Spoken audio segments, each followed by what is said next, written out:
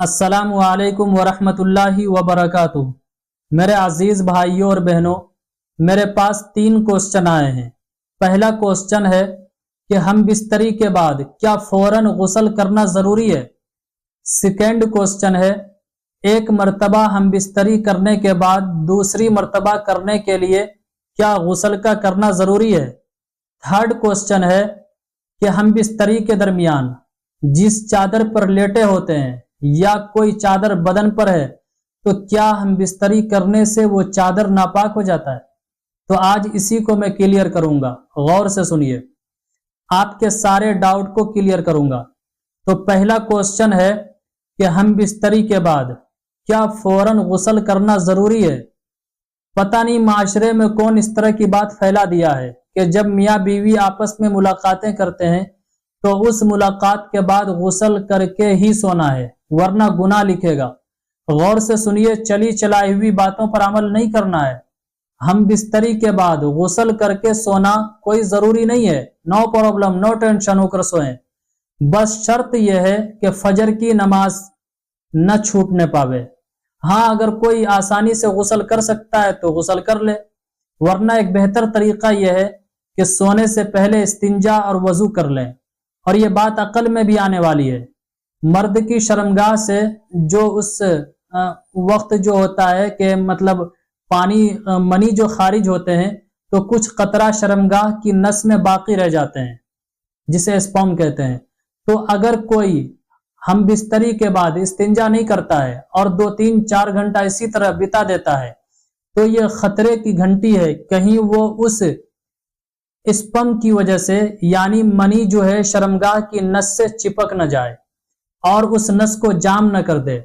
इसलिए हदीस में भी आया है कि सोने से पहले हम बिस्तरी के बाद अगर गुस्ल कोई नहीं कर पाता है तो जरूरी नहीं है करना। अगर कोई नहीं कर पाया आसानी से तो उनके लिए बेहतर यह है कि इस्तिंजा कर ले और वजू कर ले, फिर उसके बाद सो जाए और फिर जब उठे तो गुस्ल करके नमाज पढ़ ले। बस ये है कि फजर की नमाज न छोड़े। तो पहला क्वेश्चन है, आपने इसे समझ लिया। अब दूसरा क्वेश्चन है कि एक मर्तबा हम बिस्तरी करने के बाद दूसरी मर्तबा हम बिस्तरी करने के लिए क्या गुस्ल का करना जरूरी है या फिर नहीं है। तो इस मसले को भी गौर से सुनिए। आप चाहें जितनी मर्तबा भी हम बिस्तरी करें, एक मर्तबा हम बिस्तरी करने के बाद दूसरी मर्तबा हम बिस्तरी करने के लिए या तीसरी मर्तबा या फिर चौथी मर्तबा हम बिस्तरी करने के लिए, ठीक है, वजू करने की गुस्ल करने की जरूरत नहीं है और न ही वजू करने की जरूरत है। हाँ, अगर कोई गुस्ल या वजू आसानी से कर सकता है तो कर ले, बाकी कोई उनके ऊपर जरूरी नहीं है कि गुस्ल या वजू करेंगे फिर उसके बाद ही दोबारा हम बिस्तरी कर सकते हैं। ये सब बस चली चलाई हुई बातें हैं। अब थर्ड और लास्ट क्वेश्चन ये है कि जब मियाँ बीवी आपस में मुलाकातें करते हैं तो जो चादर होती है क्या मुलाकात करने की वजह से यानी हम बिस्तरी की वजह से वो चादर नापाक हो जाता है। तो गौर से सुनिए, वो चादर नापाक नहीं होता है, पाक रहता है। हाँ, अगर कोई नापाकी लग जाए जैसे मनी वगैरह उसके ऊपर लग जाए फिर नापाक होगा, ये जाहिर सी बात है। और अगर नापाकी वाली कोई चीज नहीं लगी, मनी यानी स्पर्म का कोई कतरा नहीं गिरा तो चादर पाक रहेगा। तो मेरे अजीज भाइयों और बहनों, उम्मीद करता हूं ये तीनों क्वेश्चन अच्छी तरह समझ में आ गए होंगे।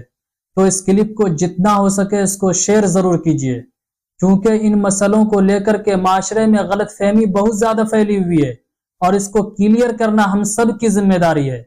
वैसे भी दीन की बात का फैलाना सदका जारिया है, बहुत बड़ा अजर और सवाब का काम है।